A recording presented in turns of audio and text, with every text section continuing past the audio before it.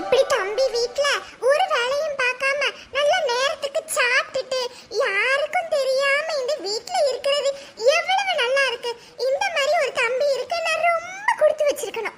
இல்ல தாய், எவ்வளவு நாள் தான் நீ யாருக்கும் தெரியாம இந்த வீட்ல இருக்க முடியும்? இன்னைக்கு உன்னோட மகன் வந்துருவான். கண்டிப்பா உன்னை வந்து கண்டுபிடிக்க தான் போறான். போ. நம்ம மனசாட்சியே இப்படி எல்லாம் பேசுது. நல்ல சுட சுட இட்லியும் உளுந்த வடையும் இருக்கு. நல்ல சாப்பிடுக்கா, வேணும்னா கேளு. சரியா? சரி தம்பி.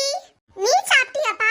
நான் தான் போய் தான் சாப்பிடணும். உன்னோட மகன், உன்னோட மருமக எல்லாரும் இன்னைக்கு வராங்க. அவங்கள வேற போய் வரவேற்கணும்ல. நீ சாப்பிடு, நான் போறேன். சரியா?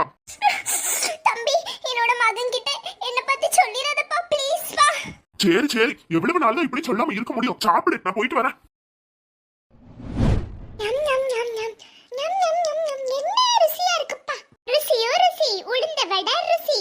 நான் வைத்த முட்டை சாப்பிட்டு ஒரு தூக்கத்தை ஜம்முன்னு போட வேண்டியது.